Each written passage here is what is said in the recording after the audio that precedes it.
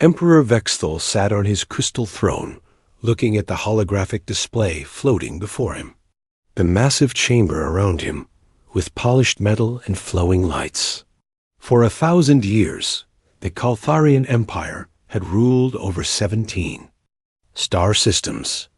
Their ships were the fastest, their weapons the strongest, and their armies had never lost a battle. "Another primitive species discovered, my lord," said General Kixmore, bowing his scaled head. "They call themselves humans. They live on a small planet called Earth in the Outer Rim territories." The Emperor's 3 eyes focused on the data streaming across the display. He saw crude metal ships held together with welds and patches. Their weapons looked like toys compared to Kaltharian plasma cannons. Their fastest ships moved slower than a Kaltharian cargo vessel. "How long have they been traveling in space?" the Emperor asked. "Less than 100 of their years, my lord. They only recently discovered faster-than-light travel. Our scouts report their technology is at least 500 years behind ours." Emperor Vexthal laughed, a sound like grinding metal. 500 years? "Are you certain these creatures even qualify as intelligent life?" The general activated another display. Images of humans appeared, small, soft creatures with only 2 eyes and no natural armor. They looked fragile, like they might break if someone looked at them too hard. "They appear to be carbon-based mammals, my lord. No natural weapons, no protective scales or shells. Their strongest individuals are weaker than our youngest soldiers. Intelligence reports suggest they fight among themselves constantly and cannot even unite their own planet under one government." "Fascinating," the Emperor mused. "And they dare to expand into space while being so pathetically weak. This should be entertaining." The general nodded. "Fleet Admiral Zixstar requests permission to handle the situation. He believes 3 battle cruisers should be more than sufficient to bring them into the Empire." 3 battle cruisers? The Emperor's mandibles clicked in amusement. For these soft little creatures? 1 cruiser could probably destroy their entire fleet. "But very well," said Admiral Zixstar. "Consider this a training exercise for our newer officers." Meanwhile, millions of light years away, Captain Jake Morrison stood on the bridge of the Terran Defense Force frigate Liberty. The ship was old, her hull marked with repair patches and scratches from countless missions. But she was home, and Jake loved every bolt and panel of her. "Captain, we're receiving a transmission from Earth Command," said Lieutenant Amy Watson from her position at the communications station. Her voice was steady, but Jake could hear the tension underneath. "Put it through, Amy." Admiral Lisa Brooks appeared on the main screen. Her gray hair was pulled back in a tight bun, and her eyes held the kind of hardness that came from years of making difficult decisions. "Jake, we've got a situation. Long-range sensors have detected alien ships approaching the solar system. They sent us a message." "What kind of message?" "The kind that demands we surrender immediately and submit to something called the Kaltharian Empire. They gave us 72 hours to respond." Jake felt his stomach tighten. First contact with aliens, and they wanted humanity to surrender before even saying hello. "What do we know about them?" "Not much. Their ships are bigger than ours, and their technology appears more advanced. Intelligence suggests they've conquered multiple star systems. They seem to think we're primitives who will roll over without a fight. Are we?" Jake asked quietly. Admiral Brooks smiled, but it wasn't a pleasant expression. "That's what we're about to find out. I'm calling an emergency meeting of all ship commanders. Get to Earth as fast as you can." The transmission ended, leaving Jake staring at the empty screen. Amy turned in her chair to look at him. "Captain, what are your orders?" Jake was quiet for a moment, thinking. Humanity had spent centuries fighting wars among themselves. They had learned hard lessons about courage, sacrifice, and what it meant to defend what you loved. Maybe these aliens had bigger ships and better weapons, but they had never faced humans before. "Set course for Earth, maximum speed," he said.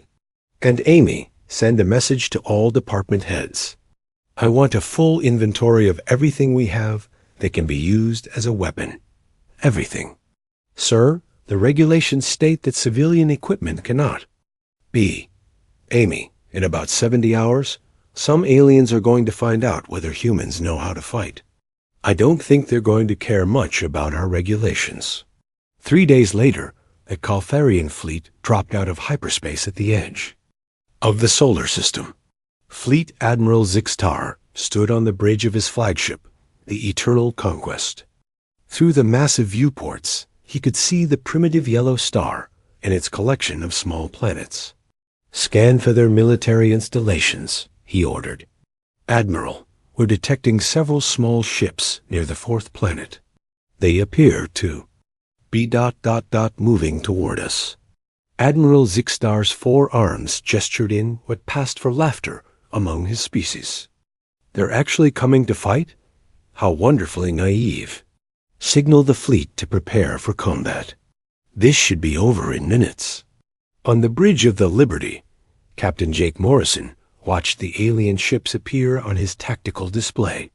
They were huge, sleek vessels that looked like they had been grown rather than built.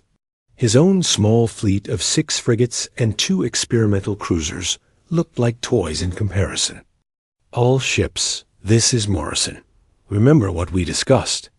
We're not trying to win a fair fight. We're trying to make them regret starting one. Liberty, this is Admiral Brooks on the Constitution. The alien commander is requesting our surrender." "Should I respond?" Jake looked around his bridge at his crew. Amy was running final weapons checks. His engineer, Pete Rodriguez, was making last-minute modifications to their missile systems. His pilot, Danny Cooper, was flexing his fingers like a pianist preparing for a concert. They were scared. He could see it in their eyes. But they were also angry, and that made all the difference. "Tell them we received their message," Jake said. Into his communicator. "Tell them thanks for the warning. We'll be ready for them." Admiral Zixtar received the human response and laughed again. Ready for them? These primitive creatures had no idea what real warfare looked like. He was about to give them an education they would never forget, if any of them survived long enough to remember it. The Caltharian fleet moved through space like a school of metal fish, their formations perfect and their weapons charged. Admiral Zixtar had positioned his forces according to standard Imperial doctrine. Battle cruisers in the center, destroyers. Spread in a protective screen, fighters ready to swarm any target that showed resistance. "Admiral, the human ships are approaching Jupiter," reported his tactical officer. "They appear to be using the planet's gravity to increase their speed." "Clever for primitives," Zixtar acknowledged. "But cleverness cannot overcome superior firepower. Signal all ships to prepare for engagement." Commander Rick Davis led the first squadron of human fighters as they swept around Jupiter's massive bulk. His ship, the Wasp, was barely 20 meters long and held together with what his mechanic jokingly called prayer and duct tape. But it was fast, maneuverable, and packed with enough explosives to ruin anyone's day. "Wasp Squadron, this is Davis. Remember, we're not trying to win a dogfight. We're trying to cause confusion and make them mad. Hit hard, hit fast, and get out before they know what happened." "Copy that, Commander," came the replies from his pilots. 12 fighters against a fleet that could destroy planets. The odds were terrible, but Rick had learned something important during his years as a test pilot. When the odds were impossible, the only thing to do was make them worse for the other guy. The human fighters accelerated past Jupiter, using the planet's gravity like a slingshot. The Caltharian destroyers turned to engage them, their massive guns tracking the small, fast targets. "They're locking weapons on us," called out Lieutenant Tony Lewis from his fighter Hornet. "Let them." Rick replied. Amy, you ready back there? In the rear seat of the Wasp, Lieutenant Amy Watson worked frantically over her electronic warfare. Equipment. Ready, Commander. Deploying countermeasures in 3, 2, 1. Suddenly, every human fighter vanished from Caltharian sensors. Where 12 targets had been, now there were dozens of false signals, ghost images, and electronic phantoms dancing through space. What is this? Admiral Zixstar demanded. Are they using some kind of cloaking technology? Negative, Admiral. It appears to be sophisticated jamming. Our computers cannot determine which signals are real. Rick smiled inside his helmet. Humans might not have the best technology, but they were very good at making their enemies think they did. All fighters. Begin attack run. Remember, we want that destroyer on the left.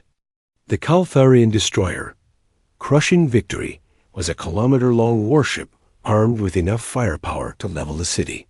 Its captain, Sub-Admiral Nexfall, watched the confused sensor readings with growing irritation. Clear those jamming signals and destroy the primitives, he ordered.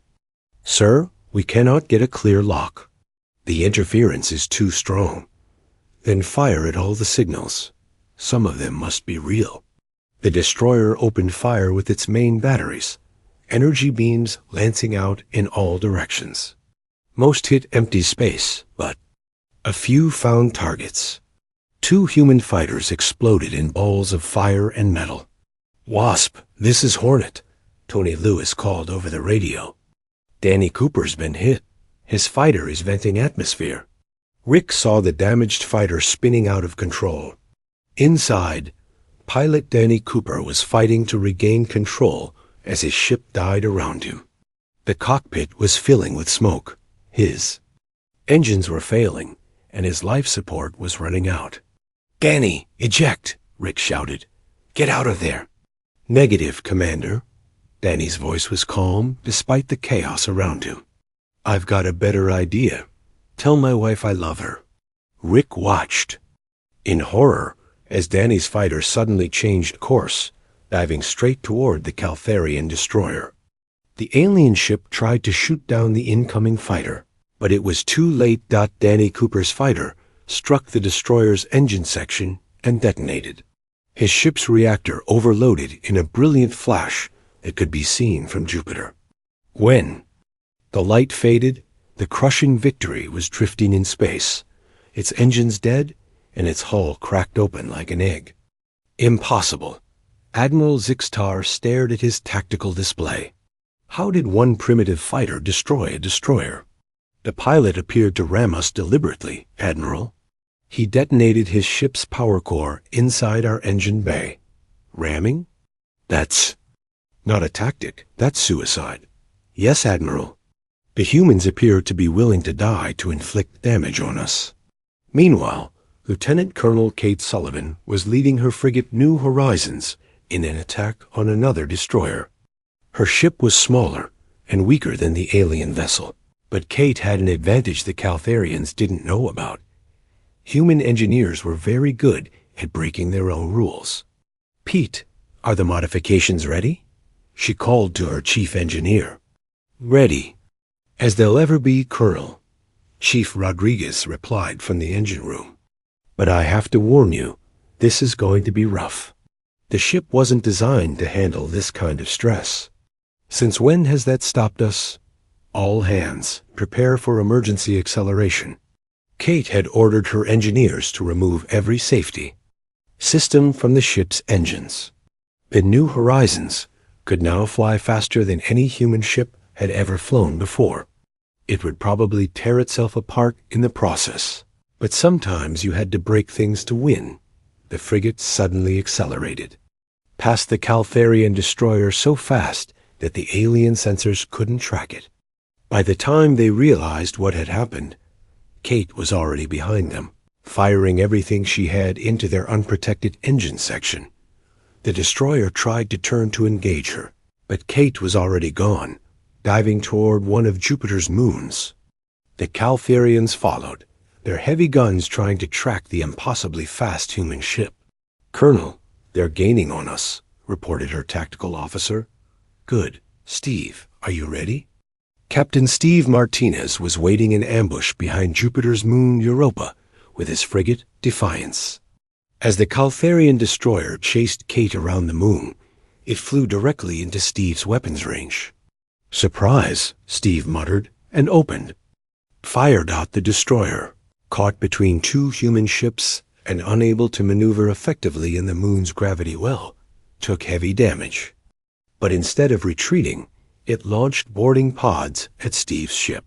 "They're trying to board us," Steve called over the radio. "Kate, get out of here while you can." "Negative, Steve. We don't abandon our people." "That's an order, Colonel." "Go. Help the others." Steve watched the alien boarding pods clamp onto his hull. In minutes, Caltharian shock troops would be cutting their way into his ship. He could try to fight them off, but the aliens were bigger, stronger, and better armed than his crew Dot, so he decided not to fight them at all. "All hands abandon ship," he announced over the intercom. "You have 60 seconds to reach the escape pods." "Captain, what are you doing?" his first officer asked. "Something those aliens won't expect," Steve replied grimly. The Caltharian boarding troops cut through the hull of the Defiance and poured into the ship, expecting to face desperate human defenders. Instead, they found empty corridors and abandoned stations. "Where are the humans?" the alien squad leader demanded. That's when Steve Martinez, alone on his bridge, activated the ship's self-destruct sequence. The explosion destroyed both the Defiance and the Caltharian destroyer that had been attached to it. In the expanding cloud of debris, small escape pods carrying Steve's crew raced toward safety. Admiral Zixtar watched 2 more of his ships die and felt something he had never experienced before: doubt. These humans fought like nothing he had ever encountered.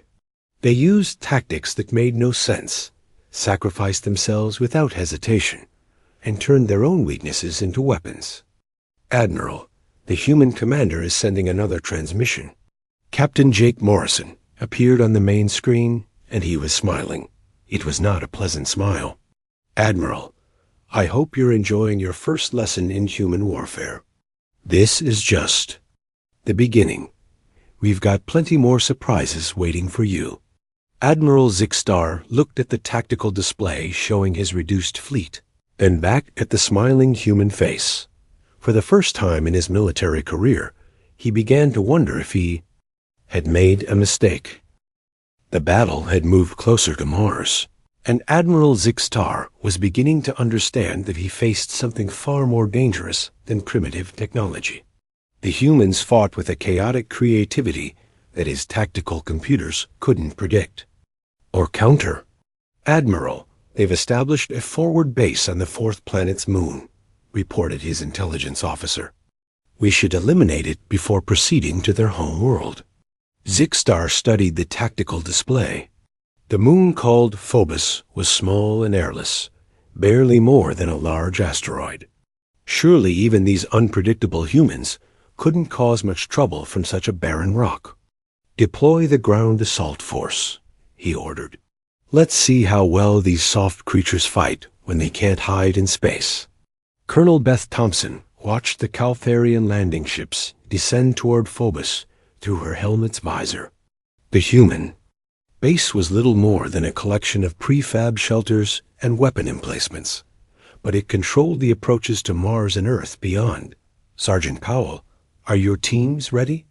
she asked over the radio. Sergeant Mike Powell checked his equipment one more time. Each of his soldiers wore a modified spacesuit equipped with small rocket packs and magnetic boots. They looked ridiculous, like children playing with toys, but Beth knew better. "Ready as we'll ever be, Colonel. The boys are eager to show these aliens what gravity can't do." The Caltharian assault troops landed in perfect formation, their heavy combat suits gleaming in the weak sunlight.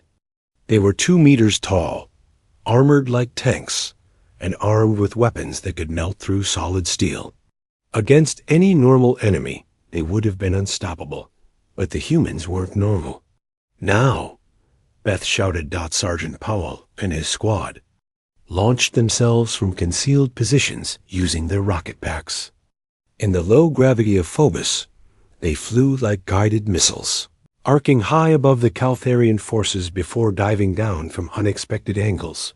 The alien commander tried to track the incoming humans with his heavy weapons, but they moved too erratically.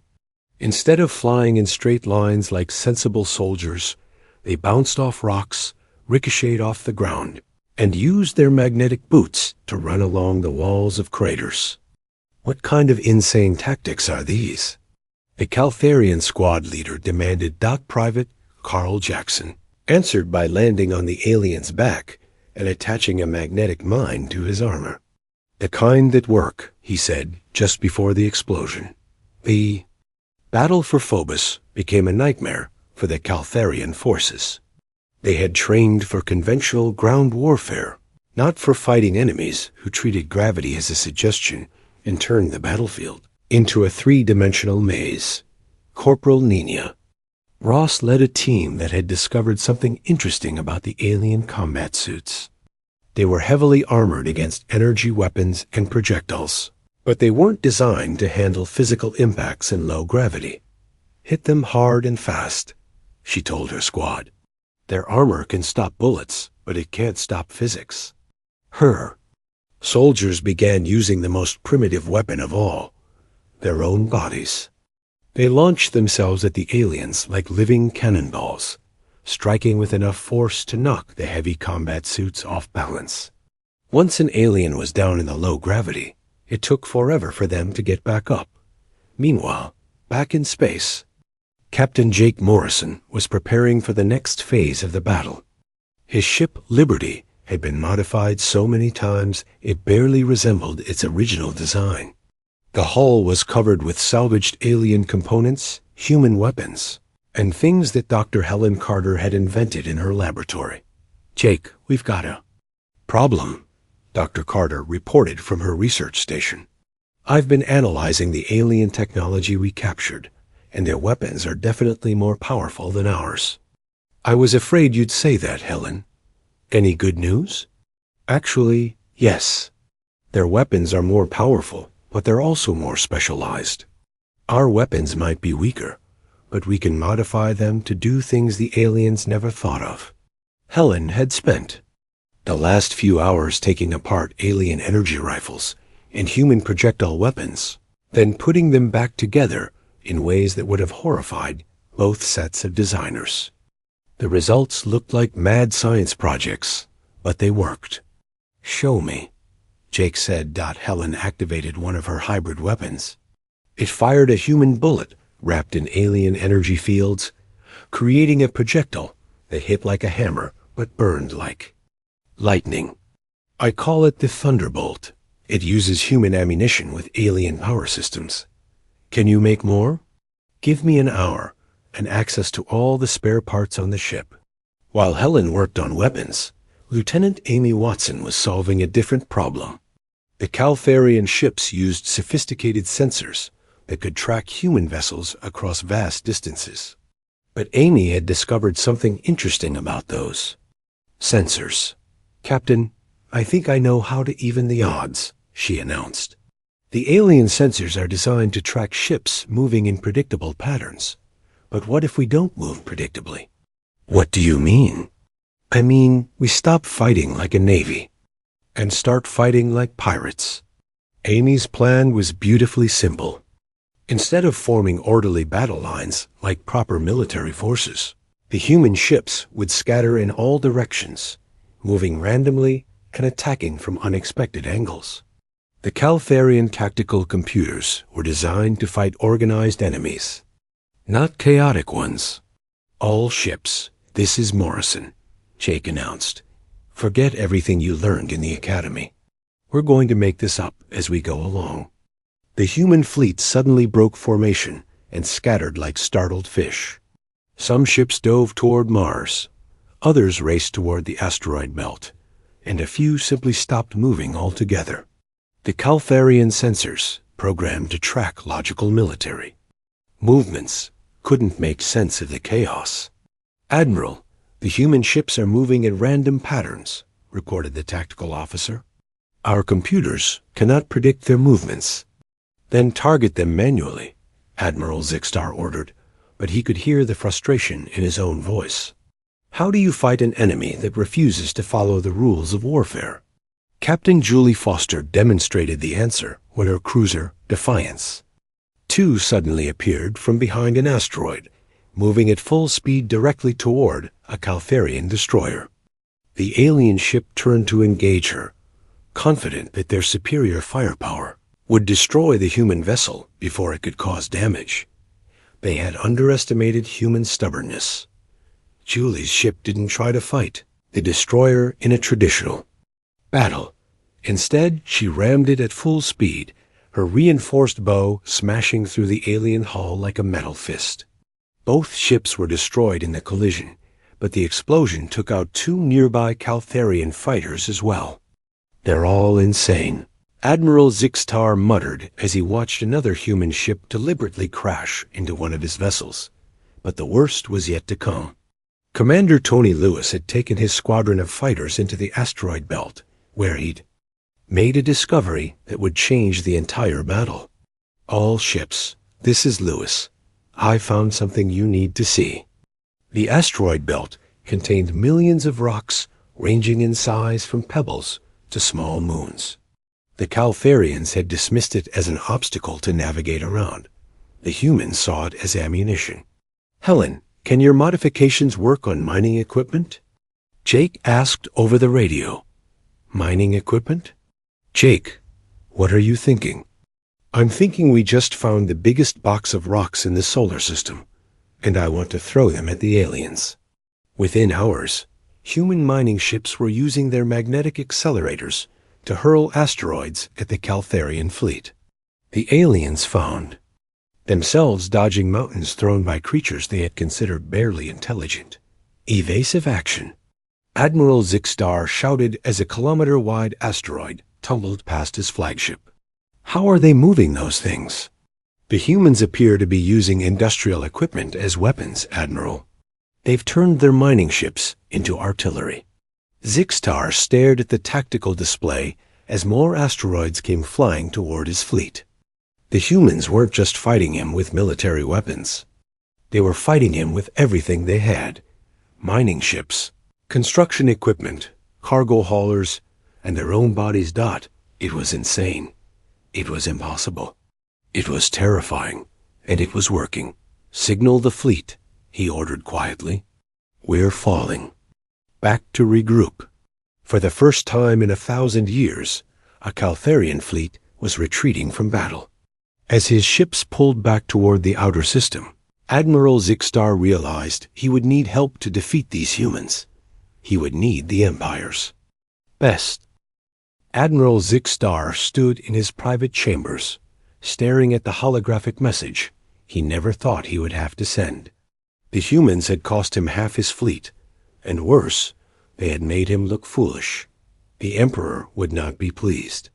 "My lord," he said to the glowing image of Emperor Vexthal, "I must request reinforcements.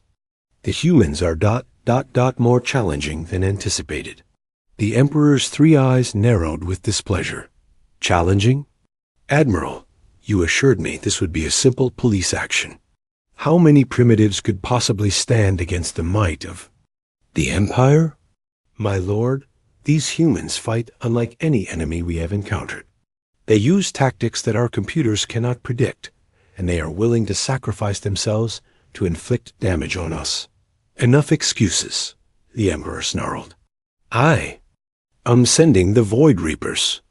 If you cannot handle soft primitives, then perhaps cybernetically enhanced warriors can succeed where you have failed." The transmission ended, leaving Admiral Zixtar alone with his shame. The Void Reapers were the Empire's elite unit, soldiers, who had been surgically modified to remove emotion, uncertainty, and the capacity for fear. They had never lost a battle in 300 campaigns, Surely, even the unpredictable humans could not stand against such perfect warriors. Meanwhile, on Earth, Captain Jake Morrison stood before a wall covered with photographs. Each picture showed a human who had died fighting the aliens: Danny Cooper, Steve Martinez, Julie Foster, and dozens of others. They had given their lives to buy time for their species, and Jake was determined not to waste their sacrifice. "Admiral Brooks, how long until the alien reinforcements arrive?" he asked. Admiral Lisa Brooks studied the intelligence reports. "Our long-range sensors detect a new alien fleet approaching. They'll be here in 18 hours. These ships are different from the first wave, smaller, faster, and their energy signatures suggest much more advanced technology." "Great," Jake muttered. "Just when we were getting used to fighting the first batch." Dr. Helen Carter looked up from her workbench, where she was assembling another hybrid weapon. "Jake, I've been analyzing the alien equipment we captured. The good news is we're learning how their technology works. The bad news is they're learning how ours works too." "What do you mean?"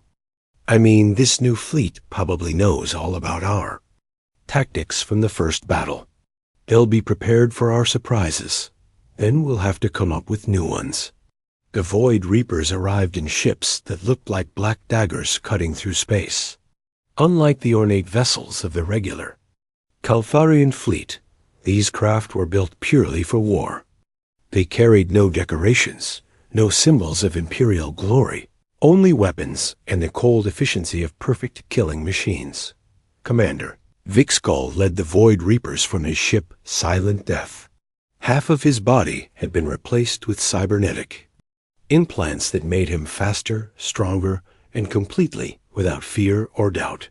His brain had been modified to process tactical information at superhuman speeds and make optimal decisions in any combat situation.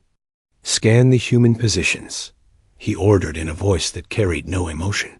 "Identify their weaknesses and prepare for immediate assault." "Commander, the humans have modified their ships extensively since the first battle. They appear to be using hybrid technology, combining their designs with captured Caltharian components." "Irrelevant. Innovation cannot overcome superior execution. Deploy all fighters and begin the attack." The Void Reaper fighters were unlike anything the humans had faced before. They moved with mechanical precision, executed perfect formations, and never made mistakes. Their weapons were more accurate, their shields stronger, and their pilots never hesitated or showed mercy.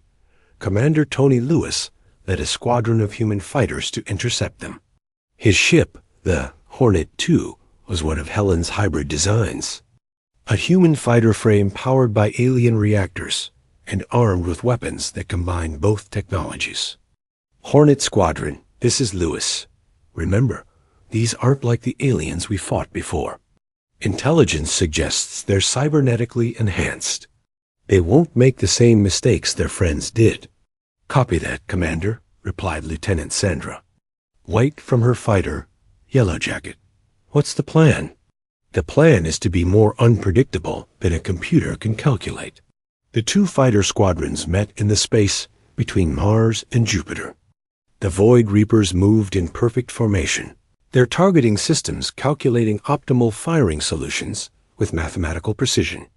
The humans scattered in all directions, their movements seemingly random and chaotic. The first exchange of fire favored the aliens. Their enhanced reflexes and computer-assisted targeting destroyed 3 human fighters before the humans could react. But then something unexpected happened. Lieutenant Carl Jackson, his fighter badly damaged, began playing music over the radio. Not military communications or tactical data, but an old Earth song called "Born to be Wild." The chaotic rhythms and unpredictable beats seemed to confuse the Void Reaper sensors. "What is that noise?" Commander Vexkull demanded. "The humans appear to be broadcasting primitive audio signals, Commander. It is interfering with our tactical communications. Soon The entire human squadron was broadcasting music, everything from classical symphonies to heavy metal rock. They, Void Reapers, accustomed to the clean efficiency of digital warfare, found the chaotic human transmissions deeply disturbing. Captain Julie Foster had survived her previous battle by ejecting before her ship exploded, and now she commanded the cruiser Phoenix Rising. Her ship was a patchwork of human and alien technology held together by determination and creative engineering. "All hands, prepare for something stupid," she announced over the intercom. The Void Reaper cruiser Perfect Victory moved to engage. Her ship, confident that their superior firepower would end the battle quickly. Their cybernetically enhanced crew calculated firing solutions within human precision and launched a barrage that should have destroyed any human vessel. Instead, Julie's ship did something no computer would ever expect. It ejected its entire weapons array as a cloud of explosive mines, then used the detonation to propel itself backward in an impossible escape maneuver.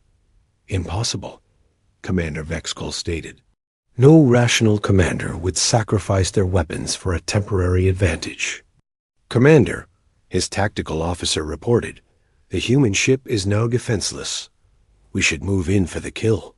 But Julie wasn't defenseless.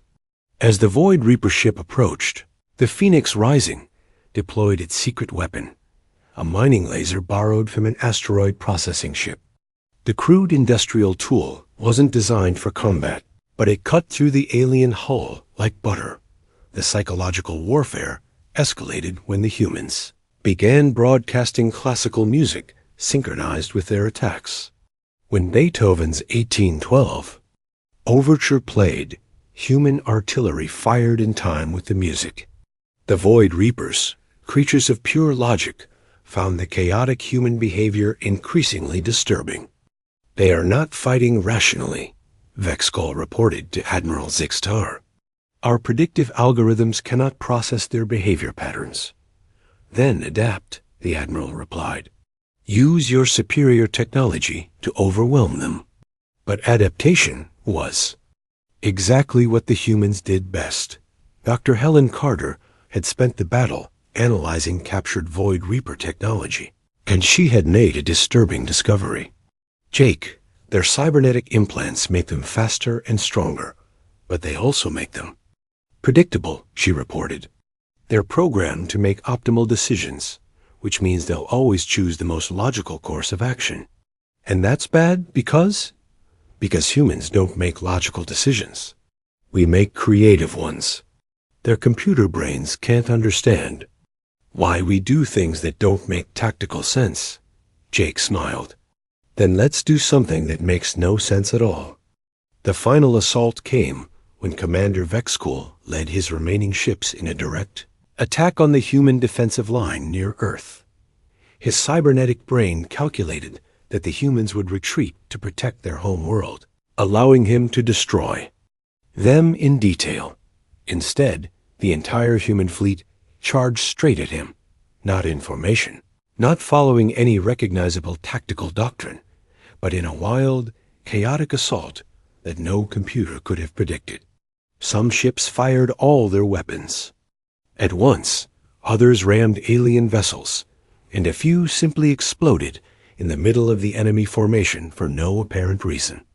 "They have all gone insane," Vexcol declared, but for the first time since his cybernetic enhancement, he felt something that might have been uncertainty.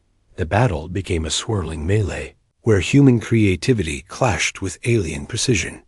And slowly, impossibly, the humans began to win, not because their ships were better, but because they fought like humans, unpredictably, creatively, and with a stubborn refusal to accept defeat.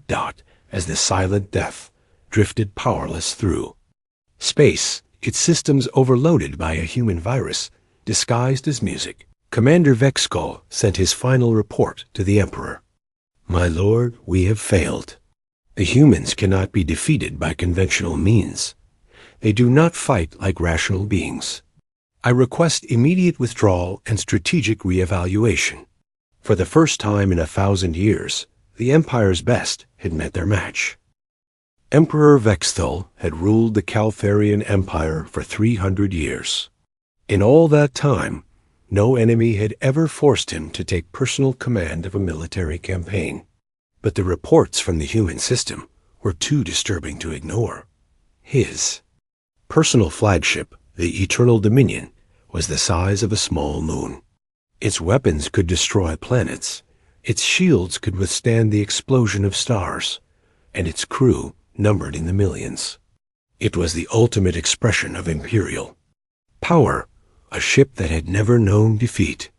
"My Emperor," Admiral Zixtar said as he knelt before the crystal throne, "perhaps we should consider negotiating with the humans. They have proven more resourceful than anticipated." "Negotiate?" The Emperor's voice echoed through the massive command chamber. "The Caltharian Empire does not negotiate with primitives. We will crush these humans and make an example of them for the entire galaxy." The Imperial fleet dropped out of hyperspace at the edge of Earth's solar system. 100 battle cruisers, 300 destroyers, and the massive dreadnought that served as the Emperor's flagship. It was enough firepower to conquer entire star systems.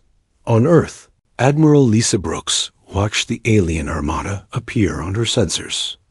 The numbers were overwhelming, but she had learned something important during the long battle. Humans were at their best when things looked impossible. "All ships, this is Admiral Brooks. The Emperor himself has come to visit us. Let's make sure he gets a proper welcome." Captain Jake Morrison stood on the bridge of his ship, now called the Phoenix, after being rebuilt so many times that nothing of the original remained. His crew had fought through 3 major battles, and they were tired, scared, and running. Low on everything except determination. "Captain, incoming transmission from the alien flagship," reported Lieutenant Amy Watson. "Put it through, Amy." Emperor Vexthul appeared on the main screen, his 3 eyes glowing with cold fury. Behind him stretched a command center larger than most human cities. "I am Emperor Vexthul, ruler of 17 star systems and master of 1,000 worlds. You will surrender immediately and submit to imperial justice, or I will turn your pathetic planet into cosmic dust." Jake looked around his bridge at his tired, battered crew, then back at the alien Emperor. Slowly, he began to smile. "Thank you for bringing all your best toys to one place, Your Majesty. It'll make this much easier." The Emperor's mandibles clicked in anger. "You dare mock me, primitive? I have brought enough firepower to destroy your entire species." "Yeah, about that," Jake replied, his smile growing wider. "You might want to check your tactical display." For the first time, the Emperor looked uncertain. His tactical officer's report made his blood run cold. "My Emperor, we are detecting massive energy signatures throughout the system. The humans appear to have prepared for our arrival." What the Caltharians saw on their screens defied belief. The humans had turned their entire solar system into a weapon. Orbital platforms surrounded every planet. Asteroid mining stations had been converted into missile batteries, and the space between worlds was filled with hidden surprises. Dr. Helen Carter had spent weeks preparing for this moment. Every piece of alien technology captured during the previous battles had been studied, reverse-engineered, and improved upon. The result was a defense network that combined the best of human ingenuity with stolen alien science. "All stations. This is Carter. Initiate the surprise party." Suddenly, asteroids that had appeared empty and lifeless revealed themselves to be camouflaged weapons platforms. Mining ships emerged from concealment behind moons and planets. Even Earth's orbital stations, which had looked like simple research facilities, opened to reveal massive weapons arrays. "Impossible," the Emperor whispered. "How did they hide so much firepower?" "Because we learned from you," Admiral Brooks replied over the communication channel. "Every battle, Every defeat, every victory taught us something new.